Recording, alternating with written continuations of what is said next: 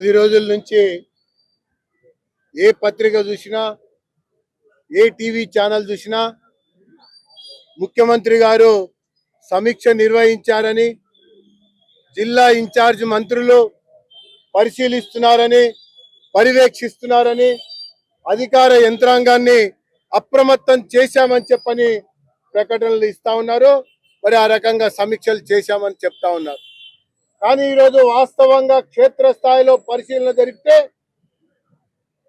ఏం జరుగుతుంది అన్నటువంటి దానికి నిదర్శనం మొన్న రామంతపూర్ లో విద్యుత్ ఘాతానికి బలైనటువంటి 6 యొక్క సంఘటన ఒకవైపునుంటే, మళ్ళీ నిన్న అదే రకంగా అదే విద్యుత్ శాఖకు సంబంధించినటువంటి ఒక అనాలోచిత నిర్లక్ష్య అలసత్వ వైఖరి వల్ల పాతపట్నంలో 2 మరణించినటువంటి సంఘటన ఇంకొకటి వెలుగులోకి వచ్చింది.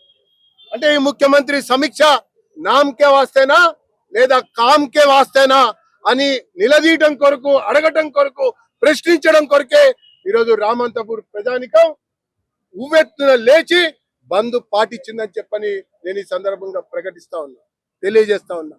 అయ్యా, ఈ యొక్క ముఖ్యమంత్రి అసలు పని చేస్తున్నాడా లేదా అన్నటువంటి విషయాన్ని కూడా నిలదీయటం కొరకే ఈరోజు రామంతపూర్ లో ఉన్నటువంటి వాణిజ్య సంస్థలన్నీ కూడా బంద్ పాటించాయి, పాఠశాలలు కూడా బంద్ పాటించాయి, కళాశాలలు కూడా బంద్ పాటించాయి.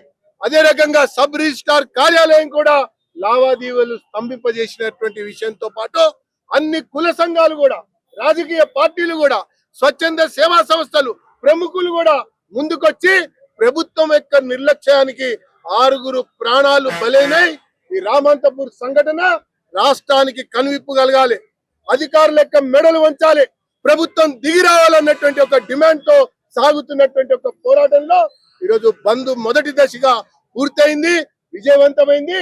అయినా కూడా ఈ ప్రభుత్వం ఇంకా అదే రకంగా వ్యవహారం కొనసాగిస్తా అంటే మాత్రం ప్రత్యక్ష చర్య కూడా దిగుతామన్నటువంటి విషయాన్ని హెచ్చరిస్తా ఉన్నాం.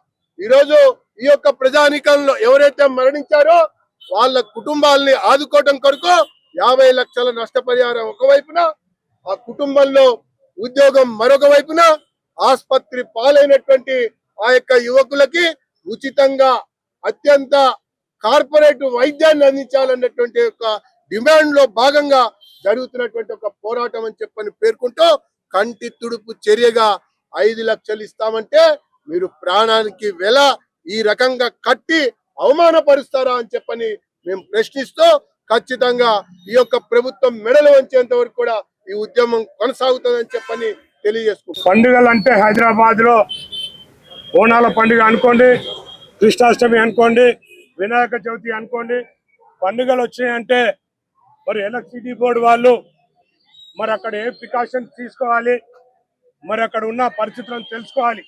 అలాంటివన్నీ పట్టించుకోకుండా ఎలక్ట్రిసిటీ బోర్డు వాళ్ళు పట్టించుకోనందుకే రామంతపూర్ లో 6 మంది బలైపోయినరు. మరి దీనికి ఎవరు బాధ్యత వహిస్తారు? ఈ ప్రభుత్వం ఏం చేస్తుంది? మరి ప్రజలందరూ అనుకుంటారు ఎప్పుడే గాని మరి కాంగ్రెస్ పార్టీ వచ్చిందంటే మరి కరెంటు కష్టాలు అంటారు. నిజంగానే కరెంటు కష్టాలే కాకుండా ఈ రోజున మరి ప్రజలకు కూడా కష్టాలు వచ్చినాయి, ప్రజలు కూడా బతికే పరిస్థితి లేకుండా అయిపోయింది. మరి మొన్న 6 మంది చనిపోతే ఇవాళ కూడా పొద్దున 2 మంది చనిపోవడం జరిగింది వేరే. ఇట్లా చెప్పుకుంటూ పోతే మరి ఈ ప్రభుత్వం ముద్రిద్రబోతుందా?